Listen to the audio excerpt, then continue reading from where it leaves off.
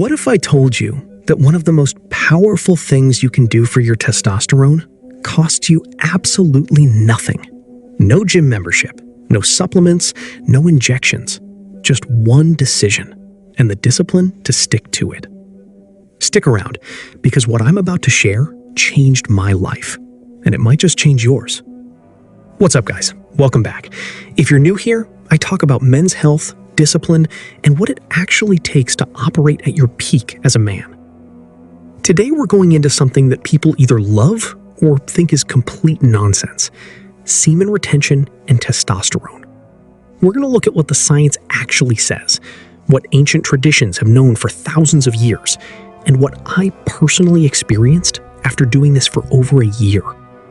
And look, I'm not here to sell you a fantasy. I'm going to be straight with you the whole way through, including the parts that were hard.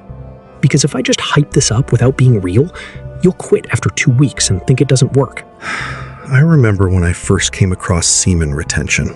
I thought it was something monks did in caves. Like, what kind of man voluntarily does that? But I was at a point in my life where I was tired, mentally foggy, low motivation, working out but not seeing the results I wanted. My drive in every area of life had flatlined, and I started asking myself some honest questions. So I did 90 days. Then I kept going. And somewhere around the 1-year mark, I looked back and thought, something real happened here. So let's get into it, starting with the science. What testosterone actually does, and why it matters. Before we talk about retention, we need to be on the same page about testosterone, because a lot of guys think it's just about muscles and libido. It's way more than that. Testosterone drives motivation, focus, confidence, competitive drive, energy, emotional resilience. It affects how you walk into a room, how you make decisions, how you recover from setbacks. It's not just a sex hormone, it's a life hormone. And here's the problem. Testosterone levels in men have been dropping for decades. A study published in the Journal of Clinical Endocrinology and Metabolism found that testosterone levels have declined significantly since the 1980s, independent of age, meaning younger men today have lower T than their fathers did at the same age.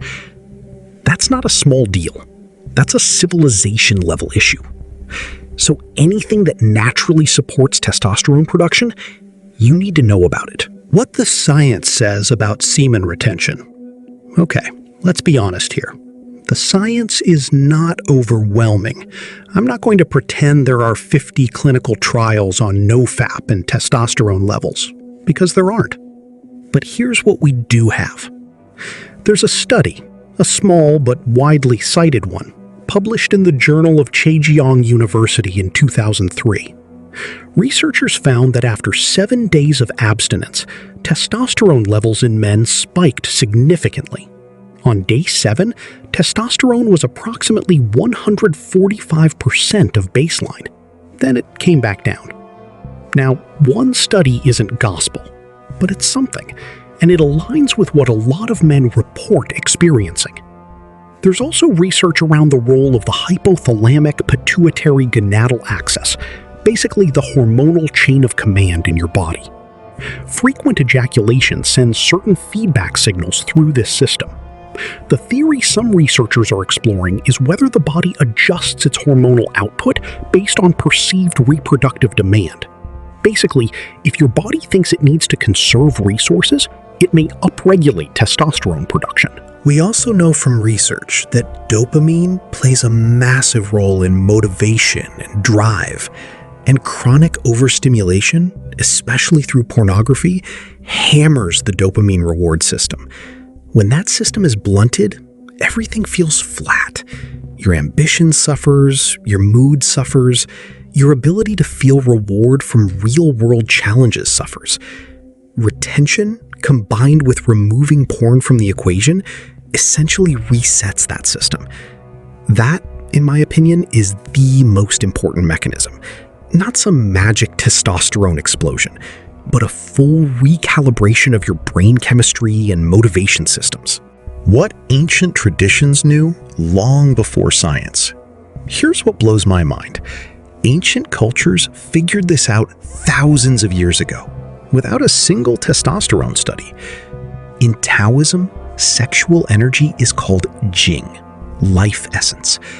Taoist masters taught that this energy, when conserved and circulated through the body, enhances vitality, mental clarity, and spiritual power. They weren't against sexuality. They were strategic about energy management. They saw ejaculation as an energy expenditure, one that needed to be balanced intentionally. In Brahmacharya, the ancient Indian practice, celibacy and energy conservation were seen as pathways to ojas, a refined, powerful life force that builds strength, intelligence, and character. Warriors practiced it before battle. Students practiced it during deep study. This wasn't punishment. It was preparation. Think about that. Two entirely separate, ancient civilizations on opposite sides of the world arrived at the same conclusion independently. That's not coincidence. That's wisdom that survived because it worked. All right, this is the part most YouTube videos skip, and it's the part that I think matters most for your trust. Semen retention is not easy, especially in the first 2 to 3 weeks. Let me tell you, I had nights where I was restless, irritable, and genuinely questioning whether I'd lost my mind. The urges are real. The temptation to quit and rationalize it is real. Your brain will literally come up with arguments you didn't know it was capable of. Around day 10, I felt almost agitated with energy, and I had to learn to channel that somewhere. Gym, cold showers, focused work, creative output. If you don't channel it, the energy just becomes anxiety and irritability. That's where a lot of guys fail. They retain, but they don't redirect. Also, let's be honest about the science again. Some studies suggest that very long-term abstinence might not sustain elevated testosterone indefinitely. Your body adapts to everything. This isn't a one-trick cure. It's a practice, and it works best as part of a broader lifestyle. And I'll say this plainly. If you have a partner, this conversation needs to happen with transparency and respect. Retention doesn't mean you cut your partner out. It means you're intentional. That's a different thing. Communication matters. Okay, you're sold enough to try it. Here's how to make it actually stick. Number 1, set a clear goal, not a vague wish. Don't say, I'll try it. Say, I'm doing 30 days. Write it down. Put it somewhere you see it. Make it concrete. Number 2, remove the triggers immediately. Delete the apps. Activate the website blockers. If you know what tempts you, eliminate access. Don't rely on willpower in the moment. Remove the option in advance. Willpower is weakest when you're tired and alone at midnight. Number 3, channel the energy physically. Every single day. Exercise, sparring, long runs, heavy lifts, it doesn't matter. Move the energy through your body. After about 45 days, I noticed my workouts hit differently. More aggression, more drive, more plates on the bar. It's real.